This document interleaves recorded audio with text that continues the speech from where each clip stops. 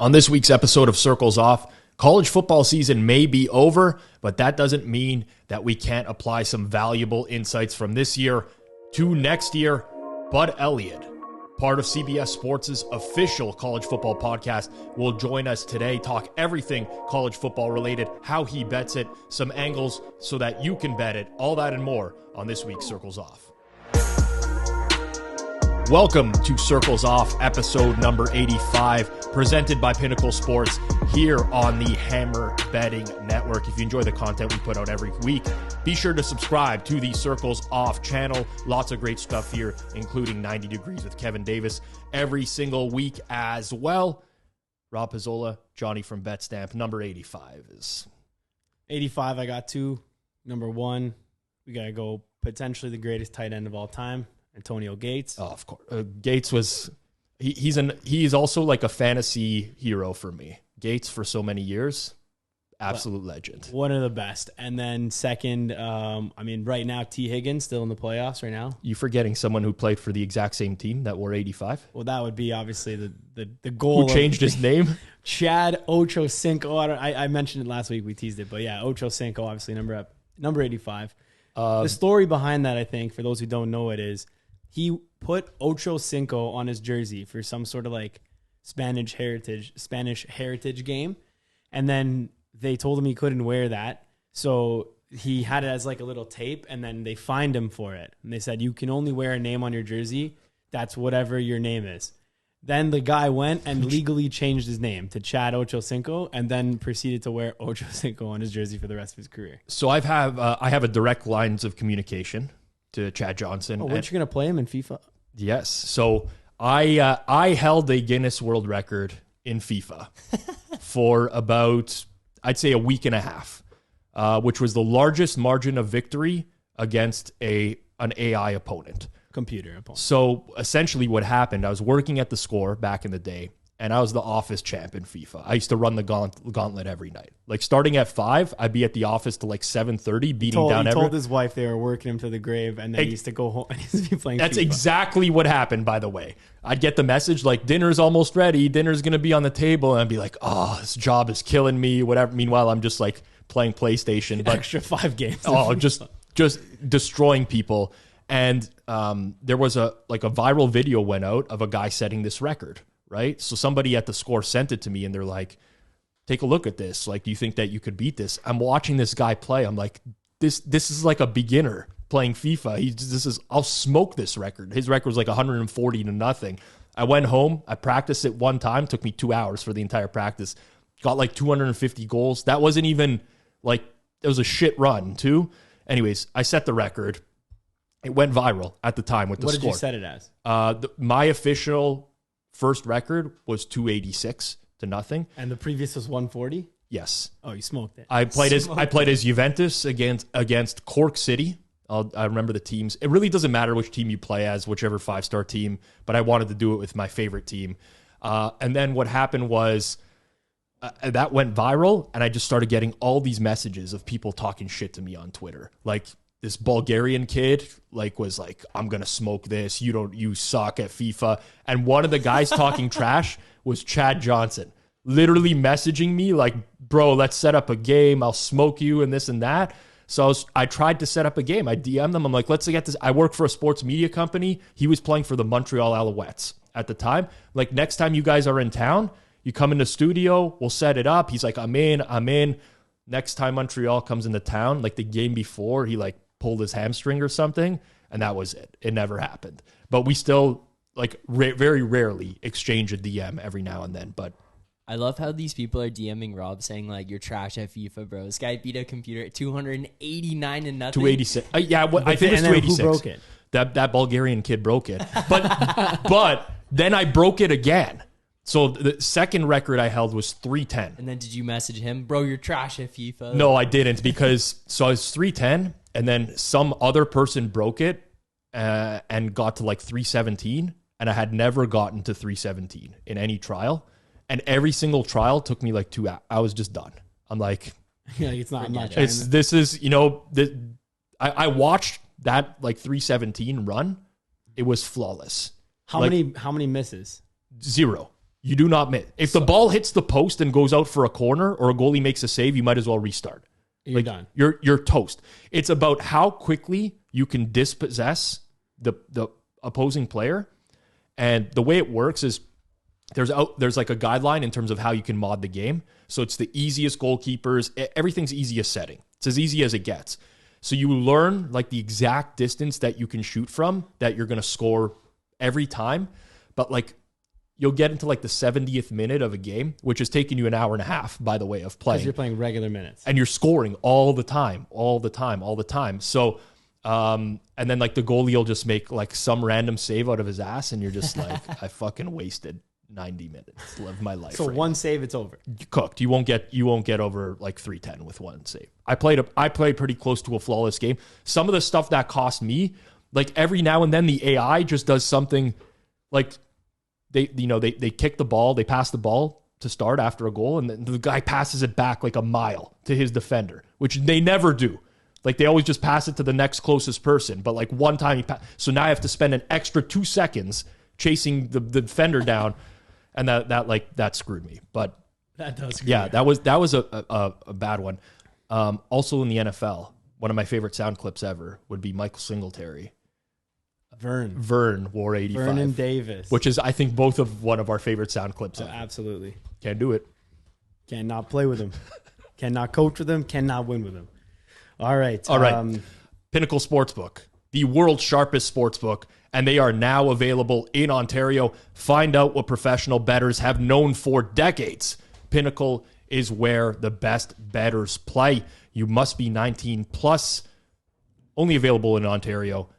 Please play responsibly. We cannot preach that enough. Not available to U.S. customers. And actually sign up right now. You need the book. I'm telling you, it's so important. Like I see so many guys wasting money every single game.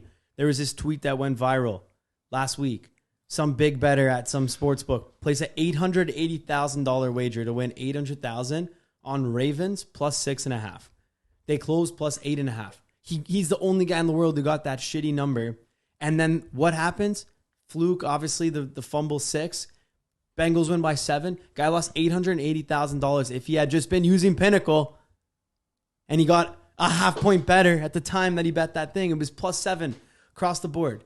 You can't be wasting money like that. And if it's $5 or $1, doesn't matter, because eventually I want everyone here to get into a spot where you can risk $1,000 a game because you have that skill. And if you're having bad tendencies, risking $1 or $5, then when you do risk 1,000, you're gonna have those same bad tendencies. Enough. Stop wasting money. Sign up today at Pinnacle Sportsbook and other sportsbook, but first Pinnacle, because for recreational, you're gonna find the best number there in about half the games. So one thing I do on Twitter a lot is people often post their parlay screenshots whenever they place a bet. They want people to tail it, whatever. 9 times out of 10, when somebody posts these parlay screenshots, if you go put that exact parlay into Pinnacle at the exact same time, it almost always pays more. Almost always. Like it's just, obviously, I bet at Pinnacle for a long time. I'm happy to promote sportsbooks that that I use regularly and have used for a long time. Johnny's right. Like, you're doing yourself a disservice. You just are. If you're in Ontario, you're not betting with Pinnacle. You are doing it wrong. I've literally placed a bet on Pinnacle. I'm going to just do some quick math here. Maybe 2,200 days in a row. Okay. Estimating. 2,201 days in a row. I placed a bet on Pinnacle. And won. No, that I don't know about that, but 222, yeah, for sure. I was going to say, like, what were you doing during COVID? But you were actually, like, betting on chess and volleyball and ping pong and everything. stuff. Every day. Yeah. Just going head to head with Matthew Trenhill. Yeah.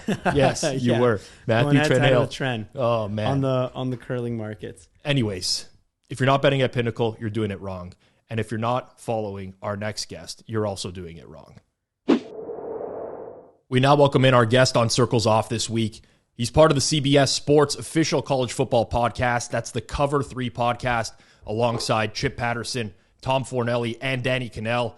He talks football and recruiting for 247 Sports, and he's the co-host of the Nolecast, which actually won the Best College Sports Podcast Award in 2021. I do my research here on Circles Off. We welcome in Bud Elliot. You can follow him on Twitter at Bud Elliot 3. Bud, How's it going?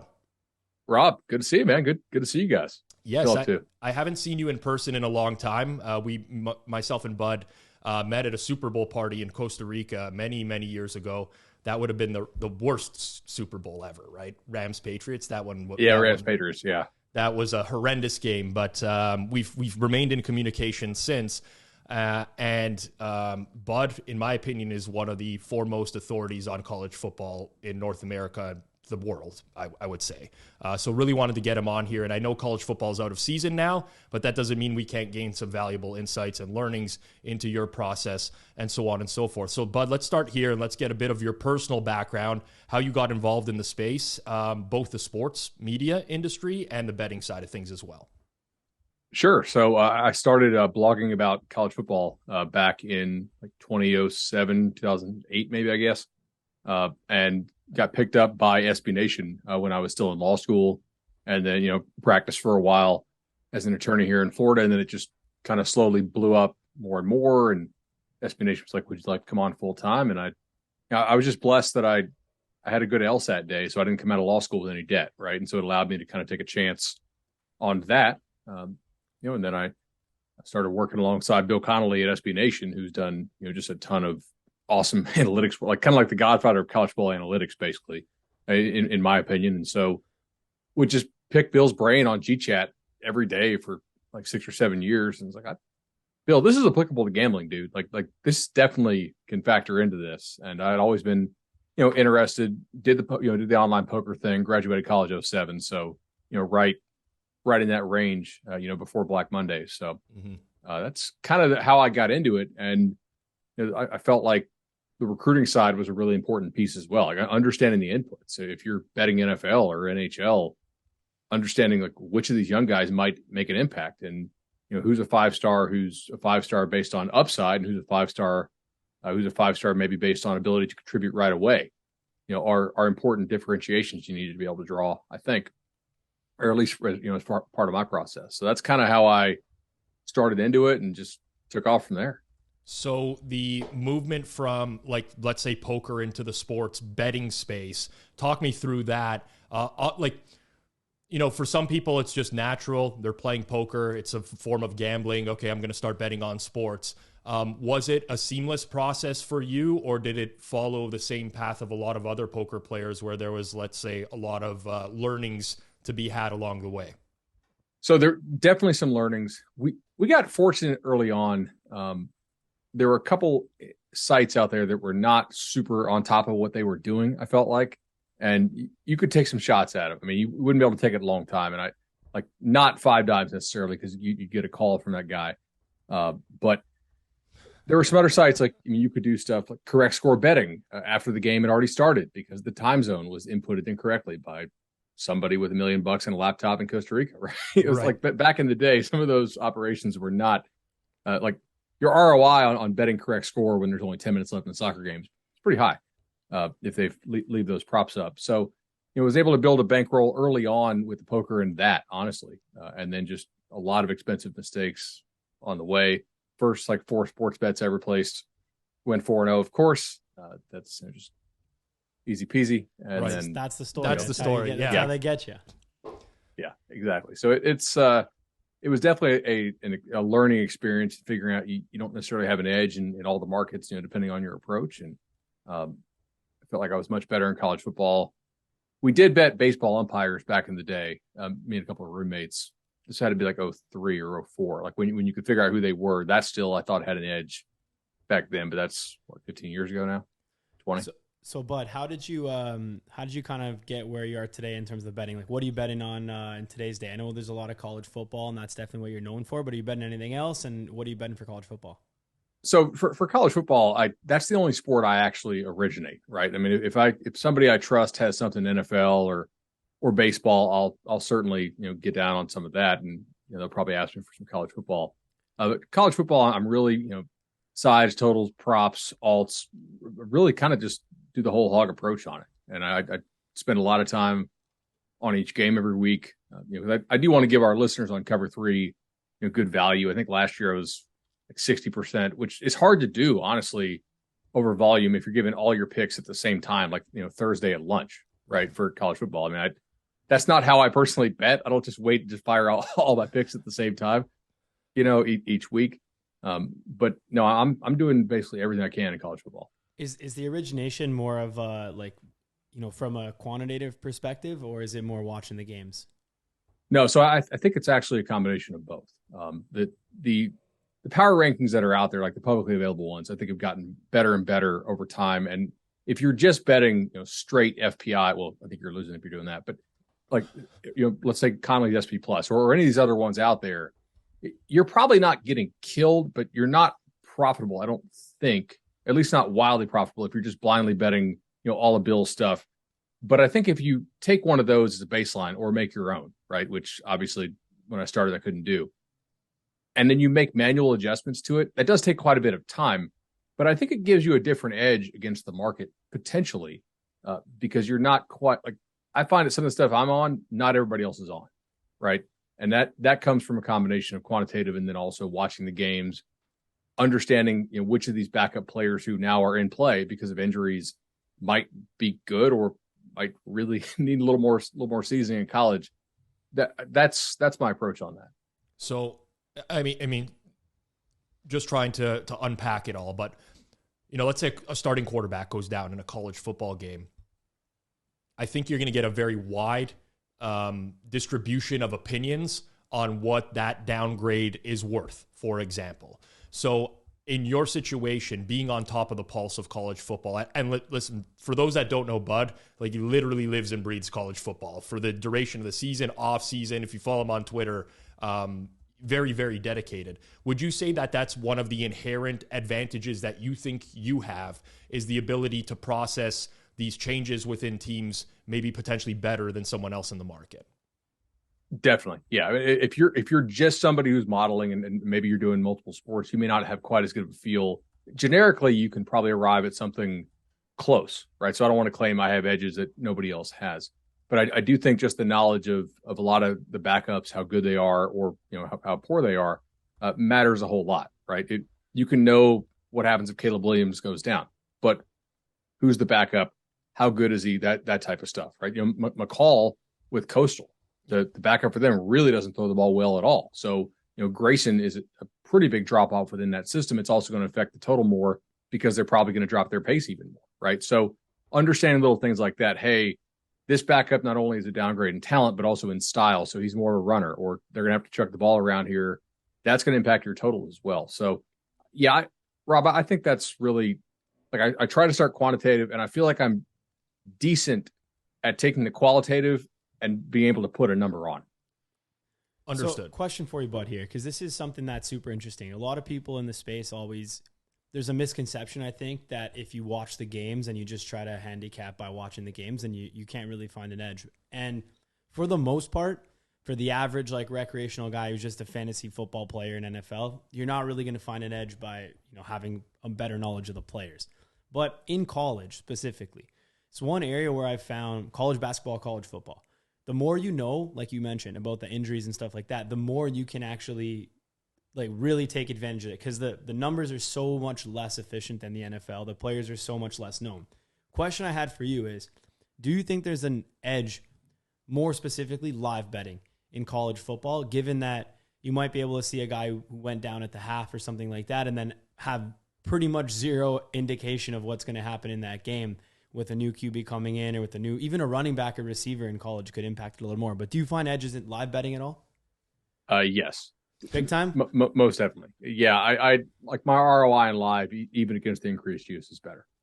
Okay. I think you can really watch college live and do pretty well. So if you're earning off it, we wouldn't want you to give out anything that's going to bust your edge up or anything like that. But what could the listeners maybe gain from in terms of college football live? What are you looking for?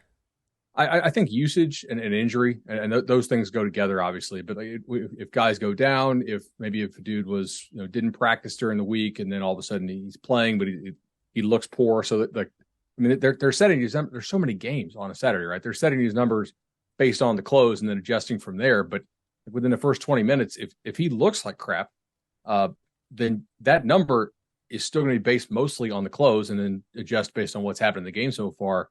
Statistically, I don't think a lot of these sites are moving this stuff based on, how well this kid's running around in the first 20 minutes. Now, they're going to move to the market some, but I do think some of those are early stuff. If you know what you're looking for, you kind of go in with an attack plan, if you will. I think that's pretty useful. Do you have some sort of rating sheet? Like what I've always envisioned was if I were to, try to beat college football live, which I don't right now, what I would look to do is like kind of have some sort of cheat sheet of like, these are the key players and these are the biggest discrepancies, even just at quarterback to start, and be like, okay, starter, backup, these are the biggest discrepancies. In some cases, as people know, it's not like the NFL. So the starter might go down and the backup legit might be better than the starter and then start the rest of the way. It happens every year, multiple games. So is that something that you think would be valuable? Like, that's what I've always envisioned. If I were to bet college, I'd do something like that. I don't know if it's worth your time to do it for all positions. I think for quarterbacks, it most likely is, depending on how many games you're watching, or at least, for a couple leagues, if you're intently just watching those and live betting those, maybe you do know those teams a little bit better. That's where you can I think that's kind of a silly strategy to use to bet college football pregame, because there's not enough opportunities. But in game, there's opportunities to bet every play. So if you do happen to know a certain league or two really well, maybe you could go a little more in depth on the player ratings. I would say for me, it's just quarterback, and then just having knowledge in my notes of potential like cluster spots for injuries, right? Okay, they're already down 2 linemen. The third one makes them get to a freshman who is not ready to play ball. That type of thing. Okay, hey, they have one guy who can really check this number one receiver.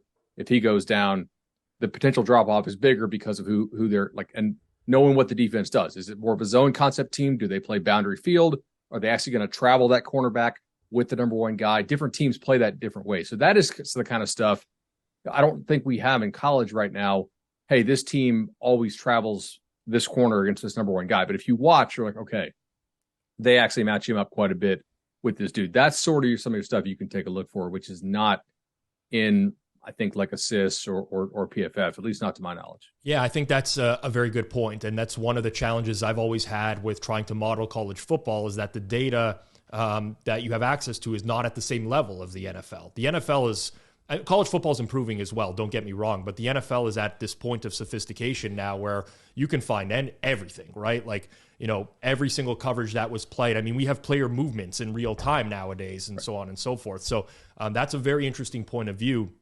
And the fact that the rest of the market doesn't have access to that data, I think would create an inherent advantage for someone who's able to just watch a game and pick that up with their eyes and say, I am able to capture this.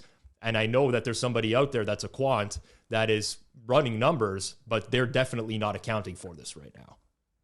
I really do think you need to, you have to start with some sort of quant base, right? I really don't think you can just bet this stuff qualitatively. I think it's more like you need to start quant. You need to have a model, and then I think you can make some adjustments. No, but you have to understand what's in the model and what's not in the model. You can't just watch this.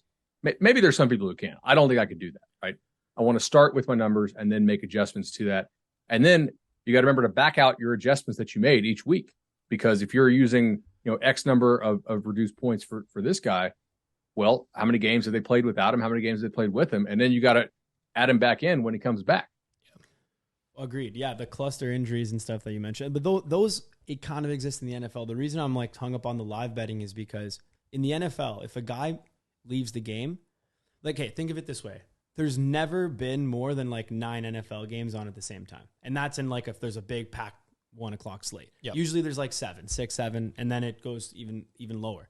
College, you sometimes get like 30, 40, and I've seen scenarios where NFL. You'll get a notification for like mundane players who don't even make a difference that they're out. You'll be like, Julio Jones left the game, like this, you know what I mean? Or like this guy went to the locker room. This guy's in the medical tent. It's readily available and it's factored into the lines. In college, like there was a game this year where like Bo Nix got injured and it wasn't even really on, like it just didn't impact anything for like 15 minutes. And I was just like, oh, like they're playing a backup QB here. Like, what is this? Like, is this factored in the line? Is this factored in? And then I didn't even capitalize on it. And then by the time I did it, I had already adjusted. It's crazy. The Sugar Bowl when Matt Corral went down against Baylor, right? I mean, if you're watching that, you have a screen open. This is kind of crude to say, but you have to be firing, especially in a bowl game type situation where like this guy's got a draft future. If he's tweaked at all, he ain't coming back in the game, I would assume. Sure, yeah. So, that's quarterbacks injuries in college don't spread quite like they do in the NFL. No, and NFL's any player. It's not even a quarterback. Like, literally get a notification Michael Carter's in the medical tent. Special teams player, questionable elbow bursitis, questionable to return. You get everything. You're completely right about that. The way that the market reacts in real time. I mean, but I'm very interested in how you get the confidence to formulate your opinion on player, where this comes from, right? Because there's a lot of people who will just watch games and they have an opinion on a specific player. And they say, I'm watching this guy, this quarterback stinks, I'm going to bet against him. And then they just lose their money regularly over and over. Like, their opinion is not validated because that's not enough. Like, they're not overcoming the VIG that a sportsbook sets, or so on and so forth. Now, you have access to players. Like, you see teams practice in the off season and stuff like that. Where you're based in Florida, I'm sure you have access to all sorts of players. But is it just your eye test watching these guys play? Are you reaching out to people that you know who can validate an opinion on a specific player? Because, like, this is an inexact science, right? And you get to a point where you're at the level that you're at now, where you're probably extremely confident and a quarterback gets injured. Okay, I think I know the value of this backup. How do you get to that point? What goes into that? Sure. So, Rob, I don't know that it's necessarily certainty on my behalf. It's just, is your opinion on a player better than all the quants who are moving in the market, right? Like, I don't need to be perfect. I just need to be a little bit better than everybody else in order to overcome the VIG. So one of the reasons I still cover recruiting, even though a lot of guys that do national college football don't, is like, I really care about the inputs, right? I want to see these guys from an early age, understanding, body types, understanding like how twitchy is this guy, because that's oftentimes the last chance we're gonna be able to see a player before he hits the field in college. Right? There's no preseason games where all these backups get in. It's, what did you see of this kid as a 17, 18-year-old, right? Like, how does he move? How does he project? And 24/7 Sports has been the most accurate recruiting service out there for, I think, like 7 years running now. So, very proud to work with us. And they do a great job. But we also need to understand kind of like, is this guy this rating based more on upside, or is he more this rating based on some combination of floor and upside? Because all that impacts how ready is he to go into the game. And there's still some guesswork, right? The guy might, to me, my eyes might have been like, all right, is he ready to play this fall? No. Like the last time I saw him, which was probably in, November, right? State championship game type stuff. And then he comes in and he has a bang up spring practice, does well. Coaches liked him. He comes in and balls out in the game. Like, I've certainly been wrong about guys before in a game. One of the things I like to do is use data for like down to down type stuff, and then click through the explosive plays. Like, because that is stuff I feel like you can watch. You can watch 10 plays per game if you want, just to figure out, okay, how are they hitting their explosives? The success rate stuff, I don't have time to watch 70 plays on each college game. Right. But I try to get through most of the explosive stuff each week. Right. Just you can find those and just go through them fast. Sometimes they're hitting explosives because a corner fell down. Other times they're hitting explosives because they're making high level throws, or they're really showing some physical dominance. And that, to me, is important to figure out where the explosives come from. The success rate stuff, I think it kind of generally tells the truth. Yeah. See, I mean, just on my end, I think the most daunting thing about betting college football is that there's so many teams, there's so many players. And that for someone who bases their opinions based off of numbers, I produce numbers for college football. I compare them to Bill Connolly. I compare them to public models. I compare them to people who do well in college football that don't have public models. And there's not a lot of deviation in all these models. We're all like very similar on numbers. Right. And it's always like, where can I possibly gain an edge? And then the openers get bet to those. Well, that's almost what I'm saying. Immediately. Right. It's very quick, right? So it's like, I don't know where I have an edge here or not. And then the thought of having to drill down into these teams. We have Brad Powers on the Hammer Betting Network as one guy who's already betting win totals for next year and stuff like that. And he's on his pulse. And to me, that's just like I don't want to compete with this. Right. So that's, I've always wondered about that. And that's why I feel like college football is a different breed, in that it is one of the sports, just like college basketball as well, where you can just literally keep up with teams or players and conference and win. Well, think about this. NFL, you rarely will ever have a team like back national championship this year.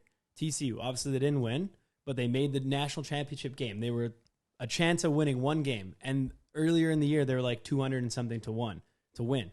That never happens in the NFL. Yeah. And I think I had him 28-1 for the Big 12 and hedged it out because I was like, Kansas State is, after watching 12 games, like Kansas State is more physical than these guys. Like Kansas State should be you ended up slightly losing bigger that favorite. one. Yeah. Damn, that's I had to hedge out of it. But like to me, I bet that because I knew that TCU recruited really good athletes. To me, they kind of looked like they had checked out on their coach a little bit the 2 prior years. Dykes is a good motivator. You know, we had seen his prior stops. Like guys seem to buy into what he's selling immediately.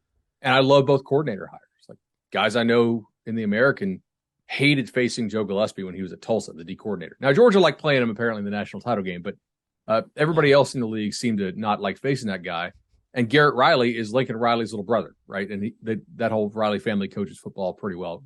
For those who don't follow college football, Lincoln Riley is the head coach at USC now, kind of an offensive wizard.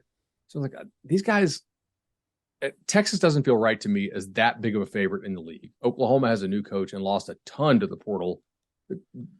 We should not have that much cost certainty at the top. Right. Where within this drop-down menu are we seeing this cost certainty not reflected, right? Like TCU is the one that has the upside. And also the scheduling quirks in college football matter a whole lot. The Big 12 has 10 teams, which is crazy anyway, because 12 and 10 teams. But that means you play 5 road games and 4 home games or reverse, depending on the year. And TCU is one of these ball clubs. They play the 5 home, 4 road split. And when they play the 4 road split, they get Kansas as one of their road games, which traditionally means you're only playing about 3 true road games and 1 walkover. So, like, that's the kind of stuff. I don't know in the NFL if you get that type of stuff. I don't really model the NFL. Yeah, definitely not. You do, but like, so with the NFL, you get the schedule stuff at the beginning of the year, but like it's as soon as that schedule goes out, everyone's already on top of that. Like the win totals. No, but they don't even move that much because you already play a consistent, like, so you already know 7 games from your division, and then you already know that you're going to cross over. So roughly, like, it's not like you're like having a huge edge on the schedule coming out. When the schedule comes out in college, some of those lower end teams, you're like, oh, these guys are going to be favored in like 9 games this year, and look at the odds I'm getting on them. Like, it's crazy. Even the win totals. You mentioned Brad Power starting early. I'm curious to see if Bud started already on the win totals, because I know people have been. I've seen on Twitter like phenomenal prices. Like, oh, I got this team over like to get over 3 wins, and now they're at like 5.5 already. Like crazy. I've not fired on any win totals yet. There was some Texas A&M 80-1 and Florida State 100-1 at some very like U.S. rec books that might have told my friends you should those numbers should be like half of what they are at least. So yeah, if you find any more, I think it was a stool special on the FSU one. So no, I'm not doing win totals yet. I do think that. I mean, first of all, you're tying up your money for a long time. Most of the books that I think you can get credit at are not posting win totals at this point, right? The other thing on this is the transfer portal, which is new, and I love it, right? Because good luck modeling that, and that's really more qualitative. Which is, I mean, you can model it. I think you need to try, but it's also really pretty difficult. So we have 2 transfer portal windows in college football. We have the early one, which closes on Wednesday, and we also have the post-spring one, which there will be some more studs jump in the portal because they look around and they see what their buddies got in name, image, and likeness payments, and they're like, well, I'm not getting that. I'm going to go test my value on the open market. And then also occasionally some guys who lose their jobs, right, who maybe shouldn't and are good players. I mean, think about this in college. I guess the NFL too, but Stetson Bennett wasn't the starter for Georgia to start last year. Cam Rising wasn't the starter for Utah. Max Duggan didn't start for TCU. They started Morris's son. And then also Hendon Hooker at Tennessee did not start. Like, colleges routinely pick the wrong guy to start. Right. Yeah, and that's what I was saying. Sometimes a guy will go down. It's an and upgrade. The backup is way Right. better and then starts the rest of the season. And you have to know, and this also applies to what happens in spring ball. And the staff says, hey, we think you're going to be the starter. You're the backup. The backup's like, peace, I'm gone. Like, I don't love betting win totals unless they're really, really off in January. Like I if you fire them on in April or May, I get it, but there's a lot of uncertainty still to come. Fair enough. If you could give out something, I guess now that we're on, people are going to be listening to this week. What guys are we looking for in the transfer portal that are going to make the biggest impact right now? So, all right, a couple guys to know. Tanner Mordecai, I think, going to Wisconsin we released our top 25 on Cover 3 the other day. I had Wisconsin as just outside. I think Wisconsin probably needs to be rated as a top 25 team at this point. So Mordecai formerly of, I guess, SMU was he on? Of SMU, right. So Wisconsin, I'm confident they're going to play good defense. They have basically my entire life. They get Luke Fickell, the Cincinnati coach, to come over. He finally takes a job. He's been very picky about what job he took. Everybody kind of wanted him for quite a while. He took Cincinnati to the playoff last year. So I think that's an upgrading head coach. Defensively, I'm confident they'll play good defense because he was a great defensive coordinator for a long time, Ohio State and whatnot.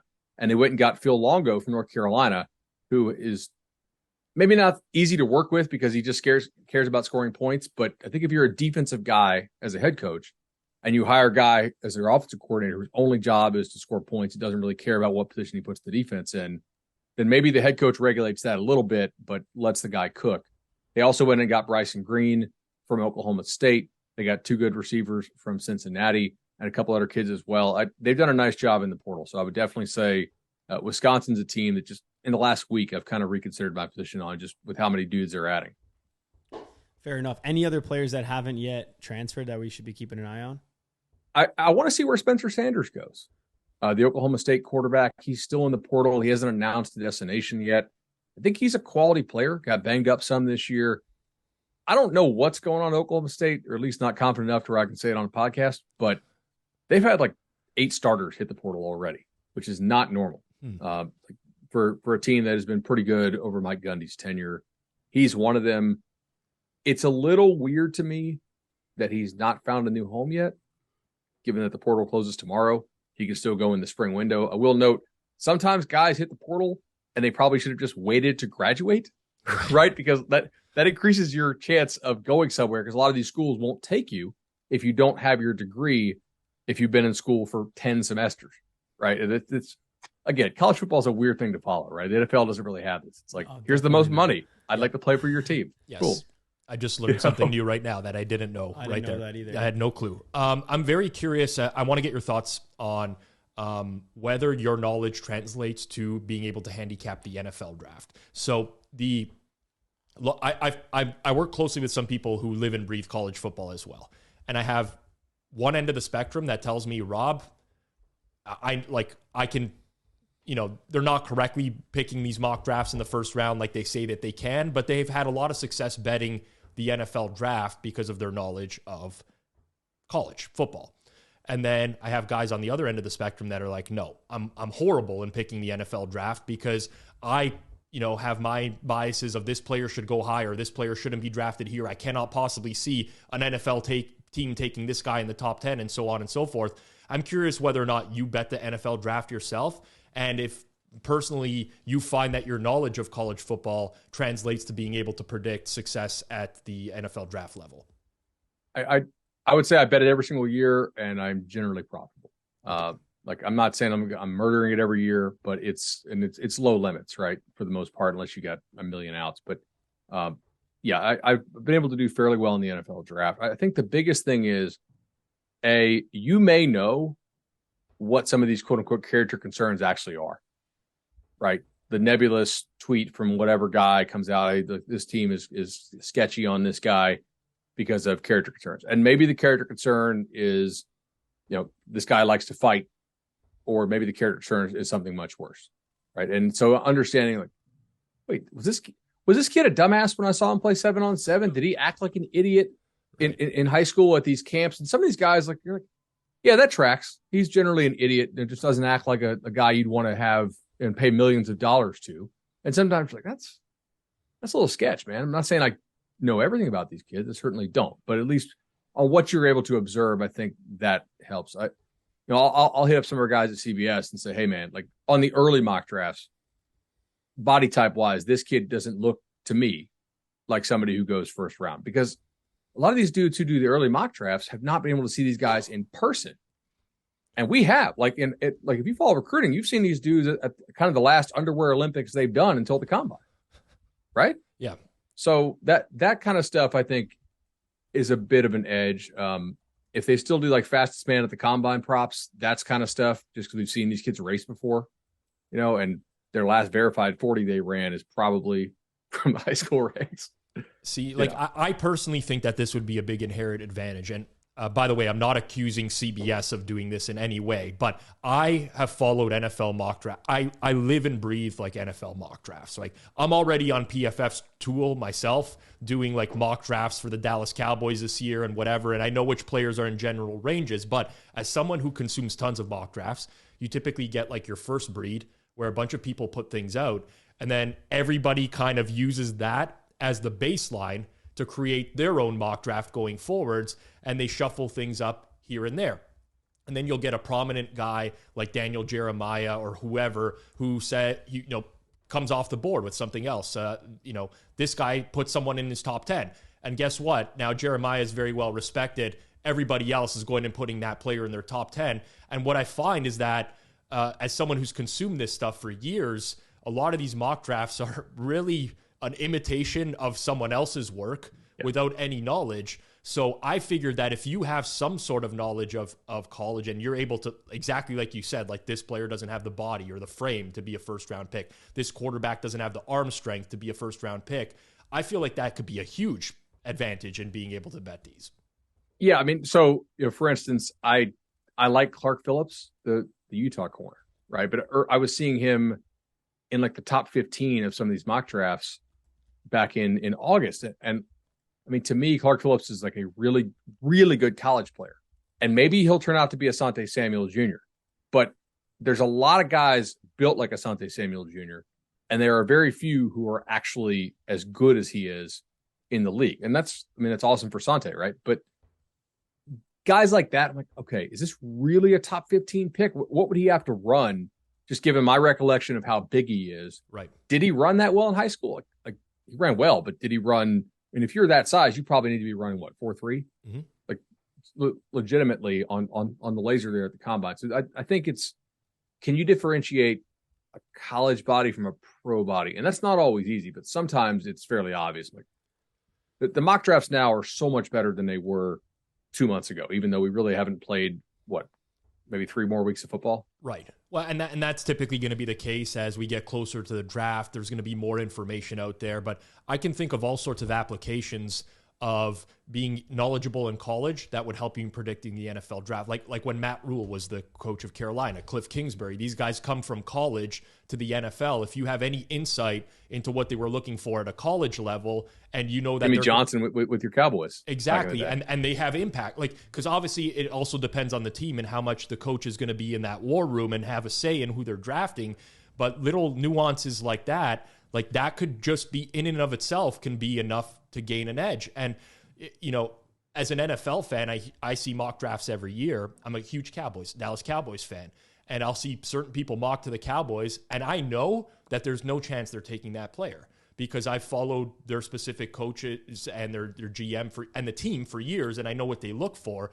And I think at a college level, if you know these coaches as well that make the step up to the NFL, I think there's probably a monumental advantage in having knowledge of that coach and what their tendencies are. But also just knowing the exact team and where they're picking, because this is like you put out a mock draft 2 months ago, like you said, you don't even know the final position. So like Bears getting number 1 overall drastically decreases the chance of a QB going first overall. It probably is still likely, to trade the pick or take one of the 2 QBs. But it's like, okay, if Houston had got that pick, pretty much a guarantee that they're taking one of those 2 QBs. And then even further to that, people rank it based on like their own ranking and not based on the teams. So a lot of guys are like, I talk to guys who are like, oh, B. John Robinson, like this guy, yeah, he's great, but like he shouldn't go before like 28th because a running back should never go at the top of the first round. And then it's like, okay, well, probably someone will take him. One of those like dust franchises will take him. Like we got to see now you look, you're like, okay, who has like 7th overall, 8th overall, 9th overall that has historically taken a chance on a running back and might actually take him. Right. Whether it's a bad pick or not. You know what I'm saying, Bud? No doubt. So like last year, to kind of put a name to this, I was pretty heavy on Kaiir Elam. Yep. Right. I know he was dinged at sometimes at Florida, but as a recruit, this guy always wanted to go against the very best player in South Florida. And there's some fearlessness to that because that's where a lot of the best receivers come from, as well as the top DBs. And if you get cooked, you end up on TikTok and Instagram, right? So like there's some of these guys will just kind of duck reps. And my thought was like, all right, is Kyler even really not going to go in the first round? Like, he's long. His dad played in the NFL. Like the uncle played obviously for for Notre Dame. He's got the bloodlines. He's a good athlete. Just based on how hard he practiced in these camps, you have to think that Florida's coaches would speak well of him to the NFL, because all these, like, that's a part too, is like, is this guy a dumbass internally? What are the coaches going to say? Right. Yep. And so that was one. I was like, okay, that's a guy that I'd be shocked if he got out of the first round just based on that. Yeah. I mean, like, it's the knowledge like this that, listen, I know a lot of people who beat the NFL draft. A couple people that are part of the Hammer Betting Network, Joey Kanish, Hitman, they have a lot of success betting the draft every year. And I think so much of the market, as dumb as it sounds, I used to consult for offshore sports books that would be almost the first people to put out lines sometimes on NFL draft. And I can vividly remember the day standing over the shoulder of someone who was putting out draft lines, who just had a mock draft database open. And he was just like, yeah, here, we'll put minus 120 on both sides, should be okay. See where, and like, obviously small limits, but just having inherent advantage, like knowledge or understanding of players, coaches, what might happen, bloodlines, exactly like you mentioned, like stuff like that, no offense to a random beat writer from some spot, but like, they're putting 5 minutes of thought into putting this mock draft out there. And someone is using that and taking that as knowledge. And I mean, you almost have to, like, if you can separate yourself from that, realize that that's kind of useless and you have this other stuff. I think that there's a pretty big edge to be had there. This year's going to be tough because I don't know what Bryce Young's medicals are. No right? one really knows. No one does. And he's also small. I mean, not like tiny, but is he going to measure in 6 foot legit? I don't know. So who do you like as between those two QBs? Better, just like not who's going to actually between Stroud and Bryce. Yeah, I kind of like Stroud, man. Like, he's always played really well for. I mean, both these guys are really, really good prospects, and I think I would take all of them, maybe even including Levis, over anybody from last year's draft. Okay. I thought the quarterback position took a dip. Like, the 1 year we had Fields, Lawrence, and obviously Lawrence hasn't thrown the ball very well. Don't forget about Zach Wilson, who we had in that draft as well. Yeah, not forget. I'm talking about from the Elite 11 like quarterback camps. Right. Like, yes. Okay, these guys physically are throwing the ball on a level that is close to what the college counselors throw it when they come back. Like, the college guys come back to be the counselors for the week. The next year, I was like, this feels like a regional event, not a national event. Now, good regional, but still, like, the level of player is not the same from every year. Right? Not all 5 stars are created equal. Interesting. All right, I got to ask your opinion on 2 players here. All right, if you don't mind. Got? Okay, number 1. So later round QB declared for the draft. Stanford QB, Tanner McKee. Thoughts? It's a really hard eval because Stanford's roster has just declined so hard in recent years. He was also a kid, he took the LDS mission, I believe, right? So he's an older kid. Yeah. I'm trying to remember. This was because he was 2017 high school class. All right. So Stanford they very rarely take transfers. They also, since the advent of the transfer portal, they've been killed by kids transferring out because their grad school doesn't play ball with their undergrad. So Stanford will lose its best player because he can't get into grad school there. Whereas basically every other college in the country will play ball and be like, here's basket weaving. Right. How to tie your shoes 101, Right, exactly. Here, come get your doctorate in this. Awesome. Stanford doesn't do that. So I think their roster quality has declined. Additionally, Stanford's roster quality overall, since the early signing period, which is first year was 2018, the most vocal coach against that by far was David Shaw, because he knew it would hurt Stanford, in my opinion, because Stanford was not offering admission to these kids by the time they were signing early. So Stanford was like, hey, will you wait and sign in February? Which some of the kids, because it's a Stanford education, would, but many would not, because they want to just get it done and get it out of the way. So I think it's important to remember, like, he's not playing with the same quality of player that like Andrew Luck played with. And he does have some physical juice. Like, the arm is a pretty big arm, and he's not a terrible athlete for his size. It wouldn't shock me. I'm not projecting him to do well, but he does have some tools that are, like, there are some tools there. So would you take him mid-round? I don't know, like 5th round maybe. So just 5th round flyer, and then probably never plays a game, but you never know. Or he gets in as a backup like Brock Purdy and just, Fair enough. Sure. So I've watched. I lost a lot of money on Stanford this year, which is why I'm asking. I was against shocked. Stanford off. You were against Stanford offer. Good. I'm glad to hear you made some cash. Took it from me directly. But I lost a lot of money betting Stanford this year, and every time I'd watch, I'm like, this guy is absolute. Like I can't believe this. And then, sure enough, I'm looking at mock drafts and I see him like back of the 3rd round. I'm like, no. Like this guy's not getting drafted back in the 3rd round. If he does, like absolute garbage. The second guy I have to ask you about is North Carolina receivers, a projected 1st round pick pretty much by everyone. Obviously, I'm sure you know what I'm talking about, Josh Downs. All right, is he going to be good or no? I don't know if I would take him 1st round. It would depend on what he runs. He's not the biggest guy. What do they list him at? Like 5'11", I would guess. I got to take a look. I'm looking at just the mocks here. Every mock, I have like a site that pulls up a bunch of mocks. Every single mock has him in the 1st round. He's anywhere between like 18 overall and some mocks all the way up to like 31st. Oh, damn, really? Okay. Because I was looking here at Ryan Wilson, our latest CBS mock, does not have him in the 1st round. So he is listed at 5'10". Okay, yeah. So I want to make sure they weren't listing him at a 6 foot. Generally, my rule is on these guys that are sub 6 foot, they're going to have to run really well. Downs catches the ball pretty well. That drop against Georgia Tech killed him, but generally catches the ball pretty well, competes for the ball well. He gets open because he's a good route runner. He does have like good short area quickness. He's a guy that likes to compete and is a player that I think will probably do well in the NFL. So if he snuck late 1st round, it wouldn't shock me. But that's good. Like with all these dudes who are sub 6, how do you score? Do you score because you're a red zone guy, you have catch radius, or do you score because you have deep speed like a Tyreek Hill, right? That's kind of what you need to figure out. What does he run at the combine? It's going to be really important. Well, when I look at a lot of the smaller guys, like if you're not like a big freak receiver and you're not the talent of like a Devonta Smith, obviously Heisman winner, like guaranteed 1st rounder. What I'm looking at typically for college has been like, do these guys actually make good catches? Like, do they have good hands? And the reason being is like, that's the one difference between the NFL and college is like, if you're on the sidelines or back of the end zone, like sometimes they'll throw the ball. It's happened 2 weeks ago with one of the receivers. I think it was DeAndre Hopkins.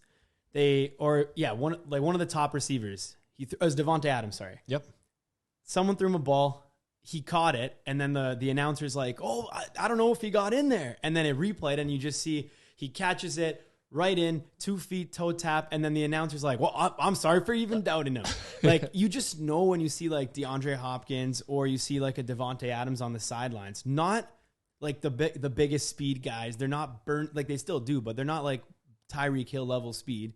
But when it comes to those catches, like they just make them and they're in bounds. And when you see like another receiver, for example, even a guy who's good but just a little bit worse, like Gabriel Davis, you'll see him on the sideline. He has no idea where he is. And then it'll be like, oh, he caught it. And then you look at like, no, he didn't get the second foot in. Yeah. And when I watched Downs this year, it was like every time they threw it to him in like a tight situation, he just didn't know how to make those catches. And that was even with obviously only needing to put 1 foot in college. And he just made too many of those mistakes, not even drops. But I'm like, listen, this guy's not like a barn burner. He's not the biggest guy. If he can't make those catches, like I don't know if he's going to do too well in the NFL. But again, he's projected to go back of the 1st round, top of the 2nd. So it's not like I'm making like it is a pretty bold call. He should in theory do well in the NFL, but I don't think he will. Is Zay Flowers in those aggregated mocks? Let me pull it. The Boston College kid. Zay Flowers, yeah. So Zay Flowers, they have him at a consensus 39th. So projected 2nd round. Right. He's listed in some people's mocks around 20. Like I see some mocks here have him at 20. Pro Football Focus has him at 25, and then there's a few that have him like obviously in the 2nd round, and a couple actually that have him in round 3. But he was like the only guy on that Boston College team this year. I mean, they were like a really good example of cluster injuries on the offensive line. They lost 4 dudes to the draft last year. Their best returning offensive lineman blew his knee playing basketball, so then they were down all 5, which is difficult. and then they lost 4 more during the season and had to pull over defensive linemen to the offensive line, which is basically, and their quarterback Jerkovic got hurt. He's transferring to Pitt.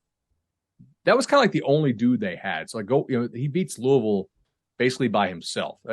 That's a guy I do think has some serious juice. It was pretty well known that he turned down I think they said like $800,000 NIL offer to stay at Boston College. Allegedly, of course. I don't know who the offer was from. Certainly somewhere south. I don't think a whole lot of teams north of BC are offering NIL money. But like that's a guy who's like, okay, context kind of matters. Teams are going to like what they see, how he still plays hard on like the worst BC team in quite a while. Interesting. So, yeah, good. I have one player I want to ask about who's already a pro. Yeah. Go. Who's already a pro, just because it's been talked about a million times. Kenny Pickett with the small hands. I can't even tell you how many times I've heard there's no chance Kenny Pickett will succeed in Pittsburgh in cold weather because his hands are way too small. Before we get into this, I was looking at the mock drafts right now, and I pulled up last year's mock.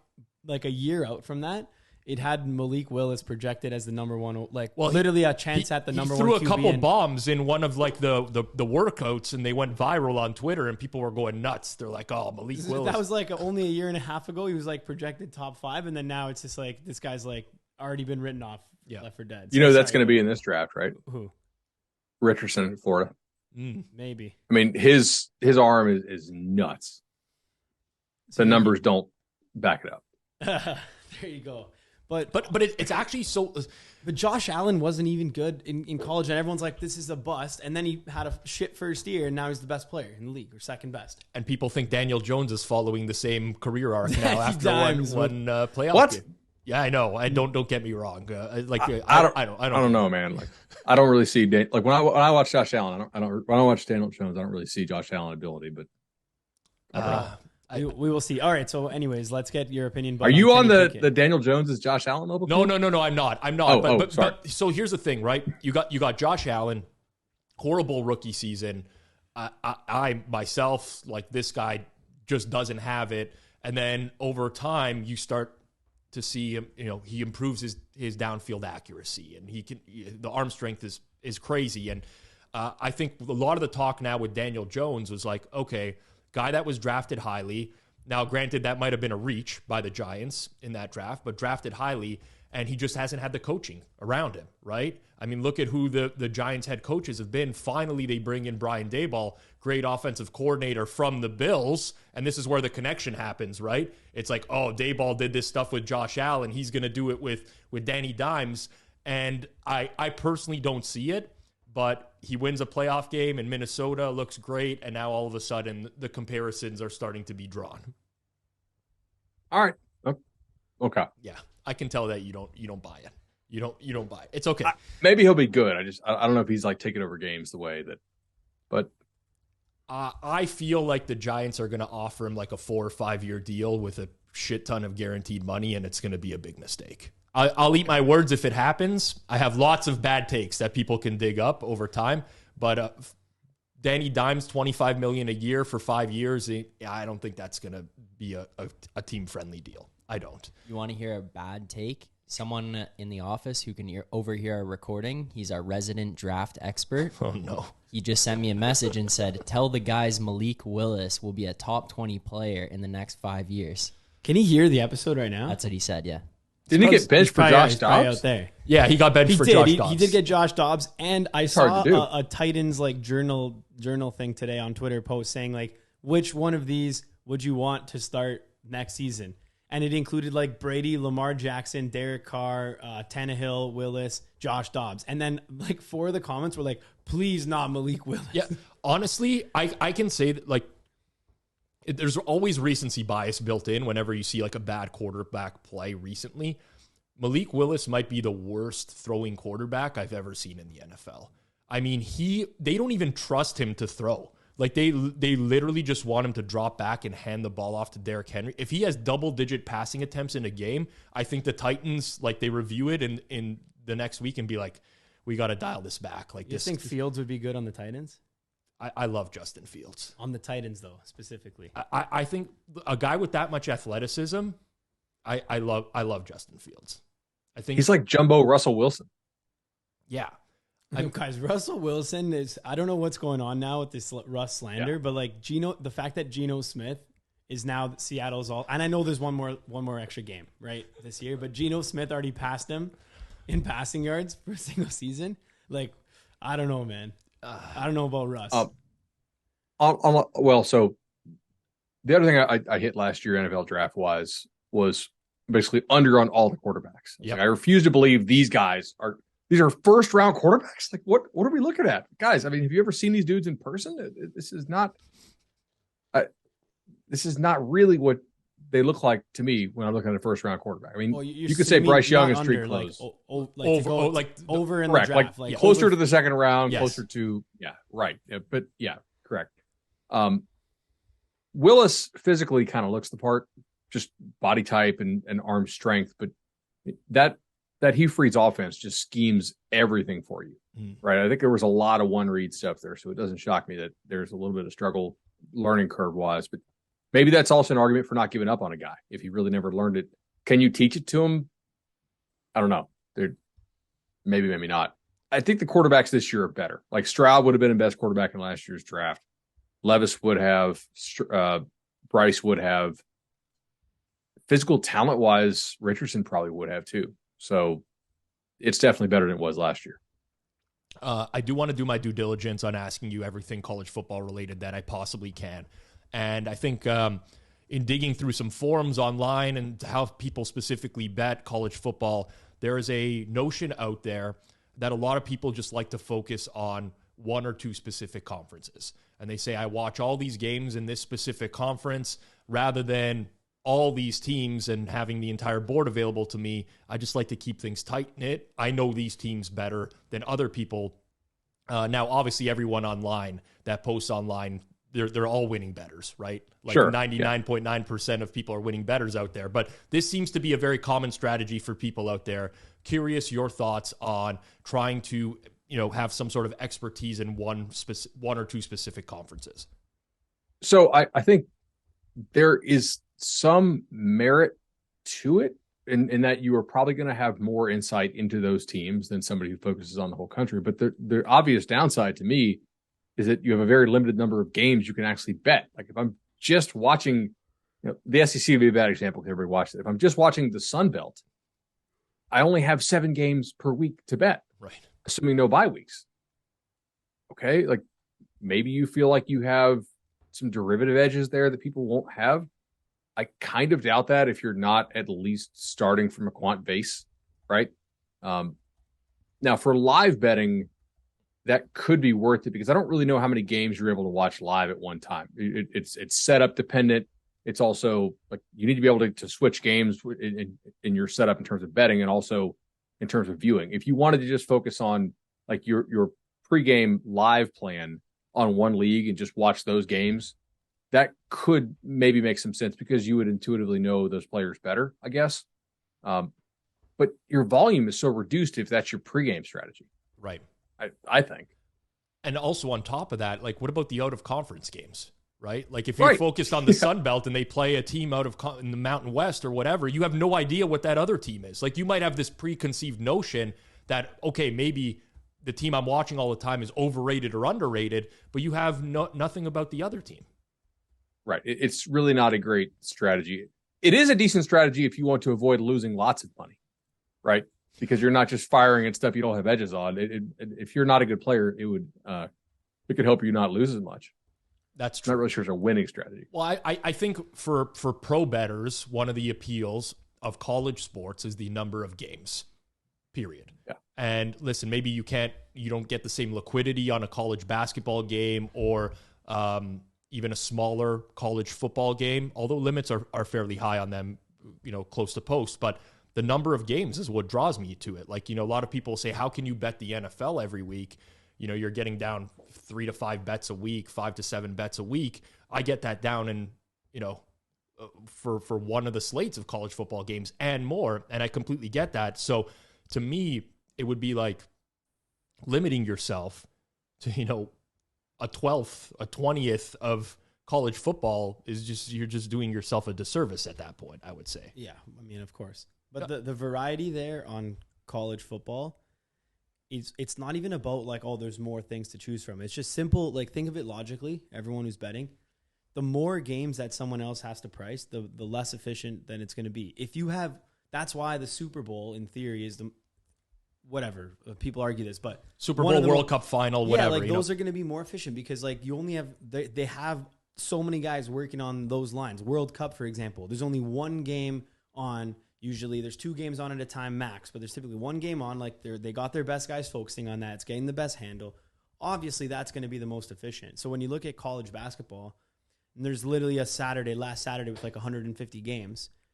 Of course, it's not. There are going to be mistakes and edges there. When you're looking at NFL, like, yeah, you're betting for fun if you're just recreational because, like, especially Sunday night, Monday night, Thursday night football, like live and stuff like that, like they're trading it legit. You're not going to win that much. But to Bud's point from like earlier as well, now look at all the early market movement too. In the NFL especially, it's not the same as it was even 2 years ago where you could wait till Wednesday and you had an edge. Now the openers come out and like they're beat up. 90% of them are beat into place immediately. It's almost like because there's all this focus, I think regulated sports betting did a lot of this, right? Yeah. Like all this focus on the markets now, but it's basically a race to get those early numbers and everyone's in tune to them. And I don't blame people for it, but I think with college football, at least when you have that many games, you're able to get down a little bit more on openers in the sense that, okay, you can attack from a different perspective. Maybe you go to the bottom of the rotation number order instead of the top and work that way or whatever. But it totals first. Yeah, exactly. Exactly. Right. Like, so in our space of college football, it always used to be BOL would drop them first at fairly low limits. I think you could get like, was it 1,000 or 2,000 on a side and 500 on a total on Sunday, and you get the 60-second rebet, which is, I think, for most pros, certainly not enough to give away their position, right? But I think a lot of people started following that, and then 2 years ago, 2 or 3 now, Circa became the first one to drop their college openers, and they actually dropped, I think, size and totals on everything. So they would high limits too. High limits. Yeah, you could get out like I think it was like 5 dimes on sides if I recall. I'm sure Benson will correct me on Twitter if I'm wrong on that, but decent stuff. So if you got a buddy in Vegas, you can, or a couple of accounts, you can get down there. And then this year, they actually got preempted a little bit on the bigger games by DraftKings and FanDuel dropping like the top 25 matchups way early, like 9 a.m. at sometimes. So like 5-6 hours in advance. Lower limits, obviously, than what Circa's willing to take, unless you have a real, kind of account at DraftKings that your buddy just loses a lot in. But the market definitely changes based on who's dropping these openers. Yeah, right. Yeah, for sure. So it definitely has changed quite a bit. And the Circa openers I found were sharper than what BOL was throwing out. Circa takes a pop now. BetOnline was never taking that much. And then I will say, not to mix and match, BetOnline is obviously, unregulated offshore. Circa being regulated only in Nevada right now is what the lines we're talking about. But another thing I wanted to mention is that live betting being a big edge, as we kind of both alluded to. Highest live betting limits for college are on Pinnacle. It's presenting sponsor here. So sign up there. Like most places, live betting, you're not going to get a pop on college football. Pinnacle, though, especially, when you're living, there's games where they will take live like 10K a click with rebet. So definitely sign up there if you haven't already. Obviously, we mentioned it. Sorry to cut you off, bud. No, I'm in the States, but obviously, if you can, that's a great spot. I used to have Pinnacle account back in the day before Black Monday.